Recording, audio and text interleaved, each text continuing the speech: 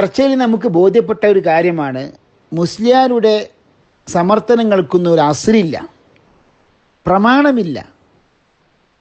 ഏതെങ്കിലും ചില പണ്ഡിതന്മാർ പറഞ്ഞ അറബി ഇബാറത്ത് കൊണ്ടുവന്നിട്ട് കാര്യമില്ല. മുസ്ലിയാരെ വ്യക്തമായ പ്രമാണം വേണം. ഇവിടെ ഇപ്പം നിങ്ങൾ വേറൊരു വിഷയമാണല്ലോ, ഇമാം ഷാഫിഈ റഹ്മത്തുള്ളാഹി അലൈഹിയുടെ ഖബറിൻ്റെ മേൽ നിർമ്മിതമായ ഖുബ്ബ, അത് പൊളിക്കണമെന്ന് ആരാ പറഞ്ഞത്? മുസ്ലിയാരെ സാധാരണക്കാരാണോ? അത് ചിന്തിക്കണേ നിങ്ങൾ. മിൻ ഉദമാഇ ഷാഫിഈയ എന്നാണ്. ഷാഫിഈ മദ്ഹബിലെ പ്രഗത്ഭരായ വലിയ വലിയ മഹത്തുക്കളായ ഇമാമിയങ്ങളാണെന്ന് നിങ്ങൾ അംഗീകരിക്കുന്ന ഇബ്നു ഹജർ ഹൈതമി അല്ല പറഞ്ഞത്. അപ്പോൾ അവരൊക്കെ അത് ഫത്വ കൊടുക്കുമ്പം എന്താ നിങ്ങൾ വിചാരിച്ചത്?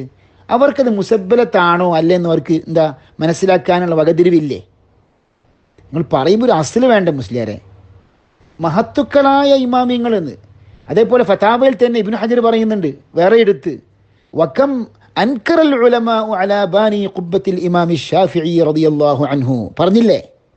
അതൊക്കെ നിങ്ങൾ ഒന്നും കൂടി വായിച്ചു നോക്കി. നിങ്ങൾ എത്ര കണ്ട് പണ്ഡിതന്മാർ എതിർത്തു എന്ന്. അപ്പം പണ്ഡിതന്മാരുടെ ഇത്തിഫാക്കാണ് ആ വിഷയത്തിൽ. പിന്നെ 9-ാം നൂറ്റാണ്ടിലും 90-നും 900-നും 1000-നും ശേഷം വന്ന ചില പണ്ഡിതന്മാർ ഒറ്റപ്പെട്ട അഭിപ്രായം, അത് മർദൂദാണ്, അത് ശരിക്കും മുസബ്ബലത്തല്ലാത്ത മുൽക്കിൽപ്പെട്ട ഭൂമിയായിരുന്നു എന്നൊക്കെ പറഞ്ഞിട്ട് കാര്യമുണ്ടോ? മഹാവിഡ്ഢിത്തരമാണത്. കാരണം പണ്ഡിതന്മാരുടെ ഇജ്മാഇനും ഇത്തിഫാഖിനും എതിരായിരുന്നു.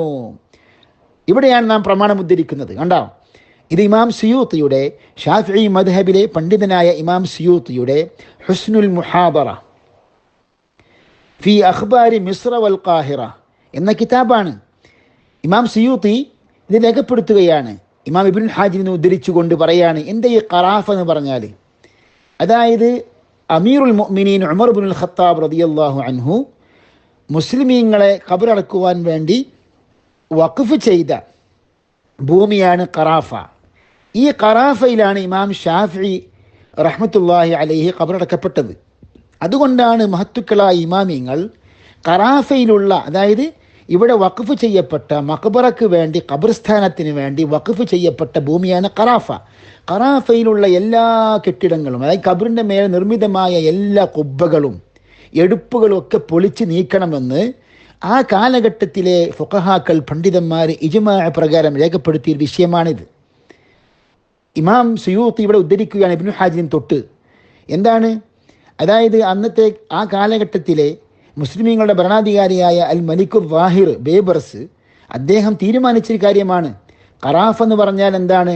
അത് ആ ഖറാഫയിലുള്ള ഖബർസ്ഥാനങ്ങളിലുള്ള കെട്ടിടങ്ങളൊക്കെ പൊളിച്ചു മാറ്റണമെന്ന്. കാന ഖദ് അസമ അലാ ഹദ്മി മാ ഫിൽ ഖറാഫതി മിനൽ ബിനാഇ കൈഫ കാൻ. അങ്ങനെയാണ് ആ ഒരു കാലഘട്ടത്തിലെ ഗവർണറെ ഏൽപ്പിക്കുകയാണ് ഈ ഒരു ദൗത്യം നിർവഹിക്കുവാൻ വേണ്ടി. അപ്പോൾ എന്ത് വേണം? പണ്ഡിതന്മാരുടെ, ഫുഖഹാക്കളുടെ, ഇമാമിങ്ങളുടെ ഫത്വ വേണം ഈ വിഷയത്തിൽ. അങ്ങനെയാണ് ഗവർണർ പറയാണ്, ഫമശൈതു ബിഹാ അലൈഹിം മിസ്ല വഹീരി തിസ്മന്തി വബ്നിൽ ജുമ്മൈസി വനവാഇരിഹിമാ ഫിൽ വഖ്തി. ആ കാലഘട്ടത്തിലെ വലിയ വലിയ ഇമാമിയങ്ങൾ ആരാണ്? വഹീറുദ്ദീൻ തിസ്മന്തി നിസാരക്കാരനാണോ? ആ കാലഘട്ടത്തിലെ ഷെയ്ഖു ഷാഫിഈ ആയിരുന്നു. ഷാഫിഈ ഫുഖഹാക്കളുടെ ഷെയ്ഖായ ഇമാം വഹീറുദ്ദീൻ തിസ്മന്തി, അതേപോലത്തെ ഇമാം ബഹാഉദ്ദീൻ ഇബ്നുൽ ജുമ്മൈസി പോലെയുള്ള വലിയ വലിയ കൂറ്റൻ പണ്ഡിതന്മാരുടെ, മഹത്തുക്കളായ ഷാഫിഈ ഫുഖഹാക്കളെ സമീപിച്ചു. എന്നിട്ട് അവരെന്ത് ചെയ്തു? ഫത്വ രേഖപ്പെടുത്തി. വൽഫൽ കുല്ലു, എല്ലാ പണ്ഡിതന്മാരും അവരുടെ രേഖാമൂലം ഫത്വ അവർ സമർപ്പിക്കുകയും ചെയ്തു. വത്തഫഖൂ. മുസ്ലിയാർ കേൾക്കണം, ഏതെങ്കിലും ഒരു മുതഅഖിറായ പിൽക്കാലത്ത് എത്രയോ നൂറ്റാണ്ടുകൾക്ക് ശേഷം വന്നിട്ട് പിന്നെ അവർ പറയാണ് അത് മർദൂദാണ്, അത് മുൽക്കിൽപ്പെട്ട ദാറുബിൻ അബ്ദുൽ ഹക്കമായിരുന്നു പറഞ്ഞിട്ട് കാര്യമില്ല. വത്തഫഖൂ അലാ ലിസാനിൻ വാഹിദിൻ അന്നഹു യജിബു അലാ വലിയിൽ അംരി അൻ യഹ്ദിമ ദാലിക കുല്ലഹു. എല്ലാം പൊളിച്ച് നീക്കണമെന്ന് ഞാൻ തൊട്ട് മുമ്പ് പറയുന്നുണ്ട്. അവിടെ വെച്ചാണ് ശരിക്കും, അവിടെയുള്ള ഒരു ഖബറാണ് ഇമാം ഷാഫിഈ റഹ്മത്തുള്ളാഹി അലൈഹിയുടെ ഖബർ എന്ന് പറയുന്നുണ്ട്. എന്നിട്ട് ഇമാം സുയൂത്തി ഇബ്നുൽ ഹാജിനെ ഉദ്ധരിക്കുകയാണ്, ഫഹാദ ഇജ്മാഉൻ. അങ്ങനെ എല്ലാ പണ്ഡിതന്മാരും ഒരേ ഒച്ച ശബ്ദത്തിൽ ഫത്വ കൊടുക്കുകയാണ്. അതായത് അന്നത്തെ ഭരണാധികാരി നിർബന്ധമായും അതെല്ലാം പൊളിച്ചു മാറ്റണമെന്ന്. അവിടെ മഹാന്മാരുടെ ഖബർ അല്ലാത്തവരുടെ ഖബറിന് വ്യത്യാസമില്ല. ഫഹാദ ഇജ്മാഉൻ മിൻ ഹഉലാഇൽ ഉലമാഇൽ മുതഅഖിരീന ഫകൈഫ യജൂസുൽ ബിനാഉ ഫീഹാ. എന്നിട്ട് അതിൻ്റെ അവസാനം എന്താണ്? അതായത് ഈ മഹത്തുക്കളായ പണ്ഡിതന്മാരുടെ ഇജ്മാ ആണ് ഈ വിഷയത്തിലുള്ളത് എന്ന്, ഏതെങ്കിലും ഒറ്റപ്പെട്ട ഫത്വയല്ല. ഫകൈഫ യജൂസുൽ ബിനാഉ ഫീഹാ, പിന്നെ എങ്ങനെയാണ് അവിടെ എടുപ്പുകൾ നിർമ്മിക്കാൻ പാടുണ്ടോ എന്നൊരു ചോദ്യം ചോദിക്കുകയാണ്. ഫഅല ഹാദാ ഫകുല്ലു മൻ ഫഅല ദാലിക ഫഖദ് ഖാലഫഹും, അങ്ങനെ വല്ലവനും എടുപ്പുണ്ടാക്കിയാൽ ഈ പണ്ഡിതന്മാരുടെ മഹത്തുക്കളായ ഇമാമിയങ്ങളുടെ ഇജ്മാഇന് എതിരായിരിക്കും അവൻ എന്ന് ഇമാം ഇബ്നുൽ ഹാജി ഉദ്ധരിച്ചത് ഇമാം സിയൂത്തി ഹുസ്നുൽ മുഹാദറ എന്ന കിതാബിൽ രേഖപ്പെടുത്തി. മുസ്ലിയാർക്ക് എന്ത് പറയാനുണ്ട്? നിങ്ങളുടെ കയ്യിൽ വല്ല പ്രമാണവുമുണ്ടോ? ഇവിടെ ഇജ്മാ ആണ് ഉദ്ധരിക്കുന്നത്. അതേപോലെ റസൂലുള്ളാഹി സ്വല്ലല്ലാഹു അലൈഹി വസല്ലം നസ്സുണ്ട് വിഷയത്തിൽ.